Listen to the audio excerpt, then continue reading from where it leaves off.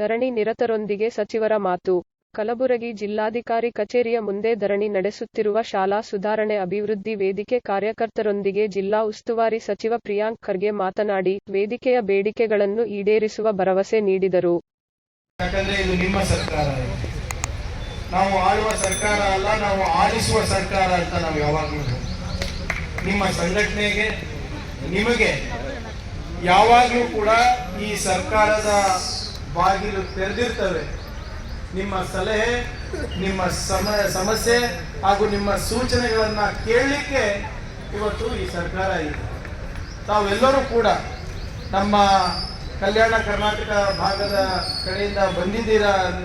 ಇವತ್ತು ನಿಮ್ಮ ಬೇಡಿಕೆಗಳನ್ನು ಇವತ್ತಿನ ದಿನ ನೀವು ಯಾವತ್ತು ಬೇರೆದು ಮಾಡಿದ್ರು ನನಗೆ ಇಷ್ಟು ನೋವಾಗ್ತಾ ಇರಲಿಲ್ಲ. ಆದರೆ ಇವತ್ತಿನ ದಿನ ಏನು ಮಾಡಿದ್ದೀರಾ ಅಂದರೆ ನಾವು ಎಲ್ಲ ಎಚ್ಚೆತ್ಕೋಬೇಕು.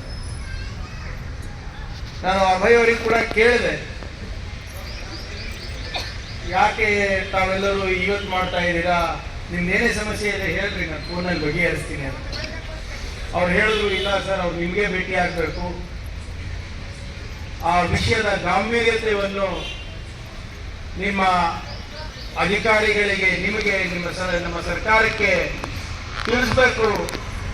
ನಮ್ಮ ಒಂದು ದಿನ 2 ದಿನ ಹೋದ್ರೂ ಪರವಾಗಿಲ್ಲ, ಇದು ನಮ್ಮ ಮಕ್ಕಳ ಭವಿಷ್ಯದ ಪ್ರಶ್ನೆ ಇದೆ, ಅದಕ್ಕೆ ತಾವು ಸ್ಪಂದಿಸಲೇಬೇಕು ಅಂದ್ಬಿಟ್ಟು ಇವತ್ತು ಅವ್ರ ಜೊತೆ ತಾವೆಲ್ಲ ಬಂದಿದ್ದೀವಿ.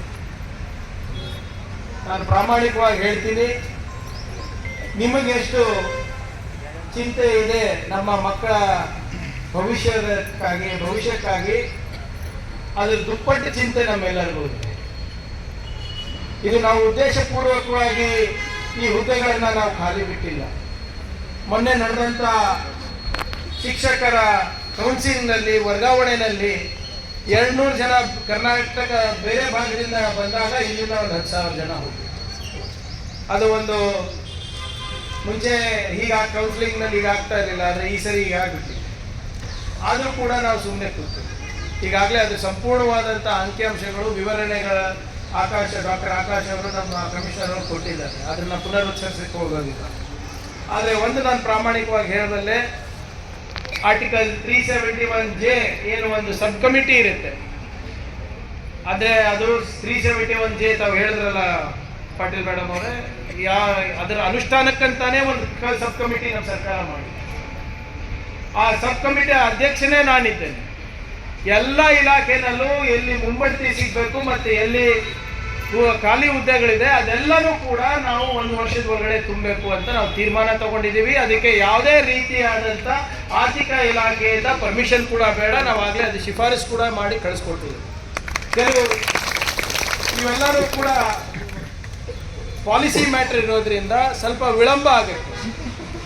ಆ ವಿಳಂಬ ಆಗಬೇಕಾದಾಗ ನಮ್ಮ ಮಕ್ಕಳು ತೊಂದರೆ ಆಗಬಾರ್ದು ಅಂದ್ಬಿಟ್ಟು ಈಗಾಗಲೇ ಮೊದಲನೇ ಬಾರಿಗೆ ಕಲ್ಯಾಣ ಕರ್ನಾಟಕ ಅಭಿವೃದ್ಧಿ ನಿಗಮದಿಂದ ಶಿಕ್ಷಣ ಇಲಾಖೆ ಮಾನವ ಸಂಪನ್ಮೂಲ ನಾವು ಔಟ್ಸೋರ್ಸ್ ಅಂತ ತಗೊಂಡಿರೋದು. ಯಾವತ್ತೂ ಹೀಗಾಗಿರ್ಲಿಲ್ಲ, ಮೊದಲನೇ ಬಾರಿಗೆ ಇದನ್ನ ನಾವು ಹಾಗೆ ಪರಿಗಣಿಸ್ತಾ ಇದ್ದೀವಿ, ಗಂಭೀರವಾಗಿ ಪರಿಶೀಲನೆ ಮಾಡ್ತಾ ಇದ್ದೀವಿ. ಅದಕ್ಕೆ ನೀವು ಹೇಳೋಕ್ಕಿಂತ ಮುಂಚೆನೇ ನಾವು ಮಾಡಿದ್ದೀವಿ. ಅದಕ್ಕೆ ಸ್ವಲ್ಪ ಕಾಲಾವಕಾಶ ಕೊಡಿ, ನಾವು 100% ನಾವು ಮಾಡ್ತೀವಿ. ಅದ್ರ ಜೊತೆಗೆ ತಾವು 2-3 ಬೇಡಿಕೆಯನ್ನು ಇಟ್ಟಿದ್ದೀವಿ. ಒಂದನೇದು, 1 ದಶಕದಿಂದ ನಾವು ಏನೇನು ಕೆಲಸ ಮಾಡಿದ್ದೀವಿ ಅದೊಂದು ಶ್ವೇತಪತ್ರ ಹೊಡಿಸ್ತೀವಿ ಅಂತ ಇದ್ರೆ, ಅದರ ಆರ್ಥಿಕ ಶ್ವೇತಪತ್ರ ಹಾಗೂ ಫಿಸಿಕಲ್ ಪ್ರೋಗ್ರೆಸ್ಸು ಮತ್ತು ಉದ್ಯೋಗದಲ್ಲಿ ನಮ್ಗೆ ಏನೇನು ಸಿಕ್ಕಿದೆ, ಮುಂಬಡ್ತಿನಲ್ಲಿ ಏನೇನು ಸಿಕ್ಕಿದೆ ಆ ಶ್ವೇತಪತ್ರವನ್ನು ನಾವು ಹೊಡಿಸ್ತೀವಿ. ಅದರಲ್ಲಿ ಯಾವುದೇ ಅನುಮಾನ ಇಟ್ಕೋಬೇಡಿ, ಯಾಕಂದರೆ ಇದು ನಮಗೆ ಅಸ್ತ್ರ. ನಾವು ಏನು ಮಾಡಿದ್ದೀವಿ, ನಮ್ಮಲ್ಲಿ ಆಚಾರ ಇದೆ, ವಿಚಾರ ಇದೆ, ಪ್ರಚಾರ ಇಲ್ಲ. ಆ ಶ್ವೇತಪತ್ರ ನಿಮ್ಗೆ ಕೊಟ್ಟರೆ ನೀವೇ ನಮ್ಮ ಪರವಾಗಿ ಪ್ರಚಾರ ಮಾಡ್ತೀವಿ.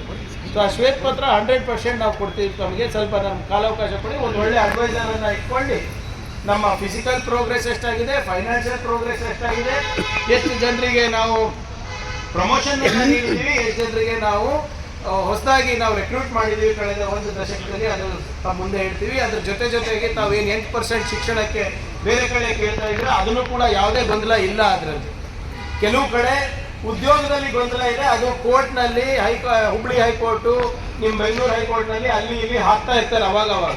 ಅದಕ್ಕೋಸ್ಕರನೇ ನಮ್ಮ ಸರ್ಕಾರ ಬಂದ ಮೇಲೆ ಈ ಕಾನೂನಿನ ತೊಡಕುಗಳನ್ನು ನಿವಾರಣೆ ಮಾಡಲಿಕ್ಕೆ ಒಂದು ವಿಷಯ ಒಬ್ಬರಿಗೆ ಏನು ಅಡಿಷನಲ್ ಅಡ್ವೊಕೇಟ್ ಜನರಲ್ ಅನ್ನೇ ನಾವು ನೇಮಕ ಮಾಡ್ಕೊಂಡಿದ್ದೀವಿ ಅಭಯ್ ಅವರು, ವಿಕ್ರಮ್ ಅವ್ರಂತ. ಅವರ ಅಂಡರು ಇಬ್ರು ಲಾಯರು ಹುಬ್ಳಿ ಬೆಂಚಿಗೆ, ಇನ್ನ ಇಬ್ರು ಬೆಂಗಳೂರು ಬೆಂಚಿಗೆ ಇಟ್ಟಿದ್ದೀವಿ.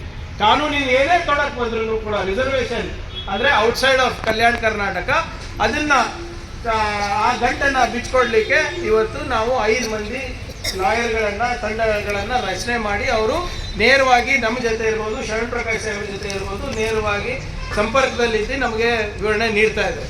ನನ್ನ ಪ್ರಕಾರ 8% ಮೀಸಲಾತಿ ಏನು ಶಿಕ್ಷಣದಲ್ಲಿದೆ ಅದಕ್ಕೆ ಯಾವುದೇ ಗೊಂದಲ ಇಲ್ಲ.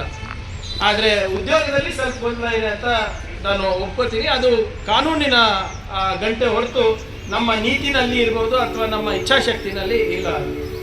ಎರಡನೇದು, ತಾವು ಉದ್ಯೋಗ ಖಾತ್ರಿದು ಕೂಡ ತಾವು ಹೇಳಿದ್ರಿ, ಕೆಲವು ಕಡೆ ತಮಗೆ ಬಂದ್ ಮಾಡಿದ್ದಾರೆ, ಎಲ್ಲ ಕಡೆ ಸಿಗ್ತಾ ಇಲ್ಲ.